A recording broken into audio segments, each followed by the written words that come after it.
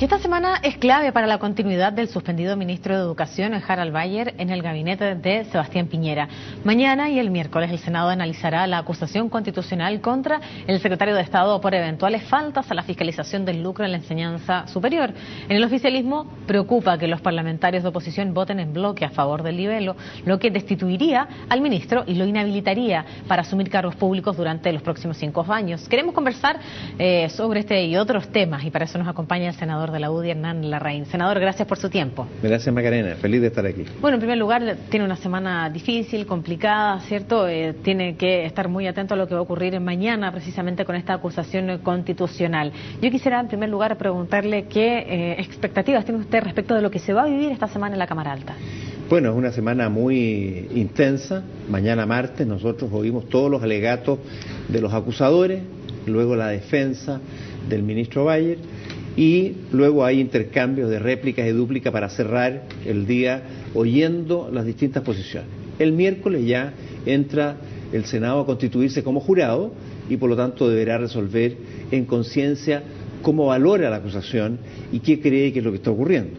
Una acusación constitucional que destituya a un ministro es realmente una situación excepcionalísima y uno la tiene que entender así. Tiene que haber circunstancias muy graves que justifiquen la procedencia de una acusación que tiene como objetivo no solamente dejar a un ministro fuera de toda gestión ministerial, sino que además lo sanciona durante 5 años de poder ejercer ninguna función pública. Es decir, no puede hacer clase en una universidad, no es que no pueda ser ministro, no puede hacer clase en una universidad estatal ni en un liceo público. Vale decir, es una sanción durísima que me parece por eso mismo nos obliga a nosotros a estudiar con mucho cuidado, con mucho fundamento lo que se diga y sobre esa base poder opinar con mucha responsabilidad. Estábamos en entrevista con el senador Hernán Larraín conversando precisamente este tema y la tarea que viene por delante. Lo ha dicho claramente, ha decidido llegar hasta el final, no va a renunciar. ¿Qué le parece la decisión del suspendido ministro Harald Bayer? Bueno, a ver, es difícil opinar, yo no quiero emitir juicios antes de constituirme como jurado porque no quiero inhabilitarme de participar en la decisión del Senado.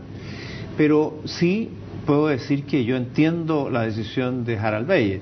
Si yo estuviera en sus zapatos, yo no renunciaría. Es decir, si yo tengo la convicción de haber obrado bien, de haber hecho el máximo esfuerzo y soy acusado por eso, no voy a renunciar. Voy a seguir hasta el final porque quiero dejar testimonio de que no tuve temor, de que no arranqué y que al contrario, enfrenté una decisión con mucha fuerza. Adicionalmente, hay una razón de orden práctico. El hecho de que renuncie el ministro no significa que la acusación se pare.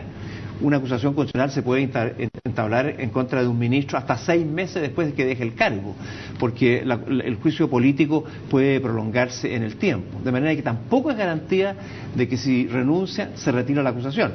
Probablemente a lo mejor algunos senadores que pudieran pensar o estuvieran en la duda, el hecho de que renunciara pudiera ayudarlos a abstenerse o a no votar o a no participar, y eso podría evitar la destitución, si acaso ese fuera el resultado.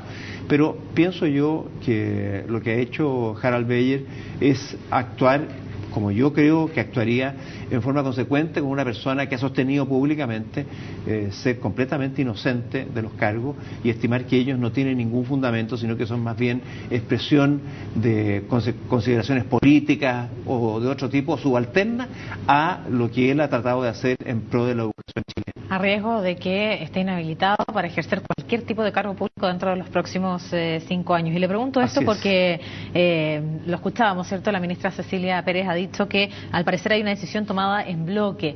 Lo cierto es que mañana van a escuchar los argumentos de los acusadores, también de la defensa del suspendido ministro Harald Bayer, pero ella lo ha dicho, hay una decisión tomada en bloque. Los números no suman en este caso para que sea positivo para Bayer. ¿Con qué sensación se queda usted? A ver, lo que pasa es que el rol de la Cámara de Diputados es distinto al rol del Senado, y por eso que uno puede entender que en la Cámara, que es una Cámara más política, se actúa en bloque. Así fue lo que ocurrió, porque habíamos oído de muchos diputados de la concertación o de la oposición que tenían serias dudas respecto de la procedencia, de la justificación, de la validez de esta acusación. Pero finalmente se cerró la oposición y votó favorablemente la misma por consideraciones de orden político. Incluso los que tenían dudas así lo dijeron. Pero en el Senado sería muy extraño que los senadores o senadoras procediéramos así, porque lo que nosotros tenemos que hacer es precisamente no emitir un juicio de carácter político. No es que nosotros consideremos buena o mala la gestión. Yo puedo pensar que la gestión del ministro Bayer sea mala y sin embargo rechazar la acusación política, la acusación del juicio constitucional de los diputados, porque lo que se le pide a cada senador, lo que cada uno de nosotros tiene que votar, es si el ministro actuó en conformidad a la Constitución y las leyes, o si al contrario las infringió, si dejó de aplicar las leyes o la Constitución en forma clara e inequívoca, como sostiene la mayoría de los diputados. No es un juicio sobre si está bien o mal hecha la gestión, porque uno puede tener ese juicio, considerar que la gestión es mala y decir, no, pero actuó dentro de sus funciones. Entonces, el voto no es político, el voto es un voto en conciencia que nosotros, como jurado, debemos decidir si el ministro Bayer ha actuado o no infringiendo la Constitución o las leyes o dejando de aplicar la Constitución y las leyes. Es una cuestión distinta y por eso no se puede hablar de una actuación en bloque, como ha manifestado la ministra. Ahora, yo entiendo el temor que eso puede ocurrir, que haya una presión política sobre los senadores para que actúen unos para atacar y otros para defender en bloque. No, nosotros tenemos que tener la honestidad y el coraje, porque la presión va a existir, de votar como corresponde. Pero, senador, ¿usted tiene la tranquilidad de que los 38 senadores van a votar a conciencia y sin ninguna presión política? Bueno, yo quiero creer que es así. Yo quiero creer que cada uno de nosotros va a actuar de esa forma. Tengo confianza en mucha gente que conozco de la oposición que tiene serios compromisos con su responsabilidad senatorial y por lo tanto yo esperaría que ellos, como espero que nosotros, también escuchemos con mucha serenidad y con mucha apertura lo que se va a decir, tanto de los acusadores como de quien hace la defensa. Bueno, ya no se van a cumplir, es cierto, el periodo de quien también fue destituida en el gobierno de Michelle Bachelet, Yasna Proboste. ¿Esto de alguna manera no es una pasada de cuenta? Si es una pasada de cuenta, quiere decir que aquí hay una vendetta política que no corresponde en estas materias, porque cada caso tiene que ser juzgado en su mérito. Yasna Proboste tenía dentro de su gestión una serie de hechos objetivos denunciados por la Contraloría de irregularidades en la subvención escolar que dependían del ejercicio del trabajo de la propia ministra, que no lo hizo, se le entregó esta información una y otra vez y no se ejerció ninguna responsabilidad. Y las subvenciones escolares se seguían perdiendo, quizás porque había una mafia dentro del Ministerio de Educación, quizás por muchas razones, pero siendo ella la jefa del servicio como ministra, debió haber hecho las gestiones correspondientes. No las hizo y por eso fue destituida.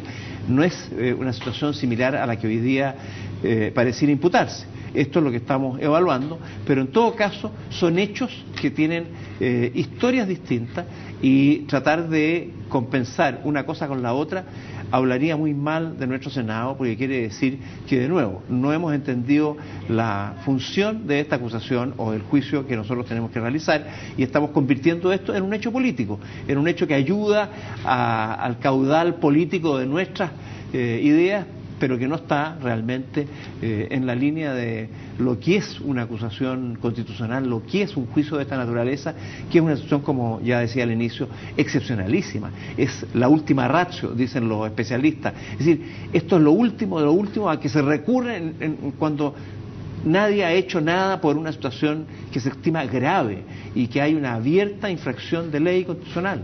Eso es lo que debemos nosotros ponderar y eso es lo que espero que se haga con mucha prudencia, que ni las presiones externas, ni la opinión de algunos líderes, ni la existencia de una acusación anterior pudiera ser lo que dirimiera o lo que definiera la situación de Harald Bayer. Se trata de una persona en carne y hueso y de una gestión concreta. Senador, queremos aprovechar el tiempo para avanzar en otros temas y quisiera preguntarle también por esta franja electoral. Han dicho, ¿cierto?, desde Anatel que esto podría ser un perjuicio económico y también un perjuicio también a la sintonía de los canales y han pedido incluso el veto presidencial. ¿Qué opinión tiene usted respecto a esto? Bueno, ya existe la franja presidencial en las elecciones de fin de año, y no solamente presidencial, sino que también parlamentaria.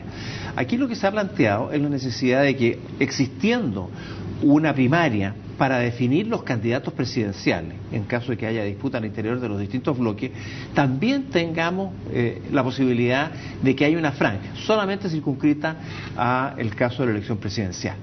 Y a mí me parece que, si bien esta es una materia que surgió muy a última hora, me parece que se justifica, que no se puede alegar que los medios de comunicación televisivos, de televisión abierta, no tengan la obligación de hacerlo.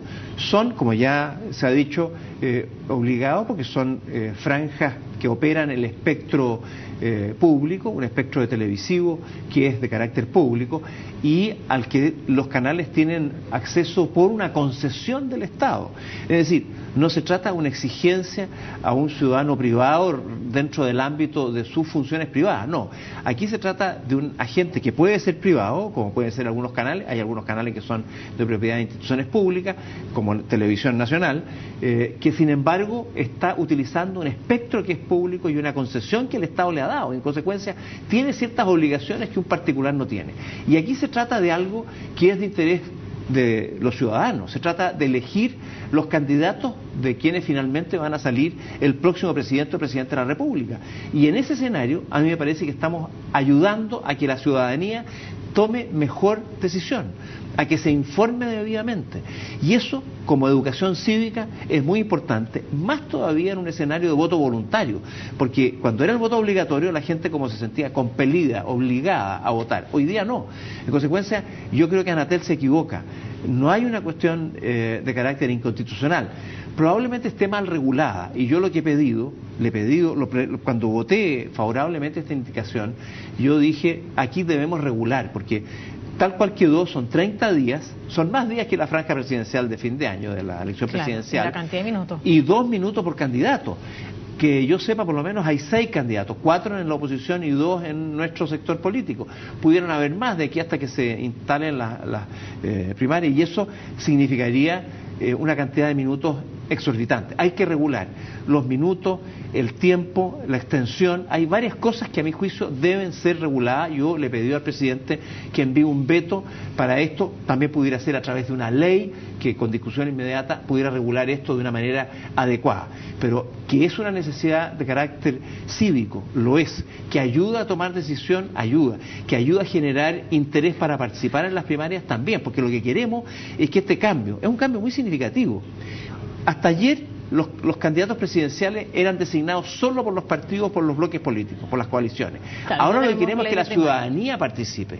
Pero entonces estamos dando un paso en donde queremos que realmente haya participación ciudadana. Así se hace la democracia. Bueno, negar eso yo creo que sería limitar el efecto político y la transformación que queremos hacer de una ciudadanía más empoderada que toma decisiones en el ámbito político, limitando la fuerza de las cúpulas. Bueno, vamos a ver entonces cómo le va al señor Corona en esta negociación que va a tener con la moneda y ver cuál va a ser la salida precisamente a esta franja electoral. Sabemos que tiene una semana compleja estos días en el Parlamento. Vamos a estar, por supuesto, nosotros siguiendo muy de cerca lo que ocurra en el Senado con esta acusación constitucional contra el suspendido ministro Harald Beyer. Gracias por acompañarnos, senador. Gracias a usted, Macarena. Hasta luego.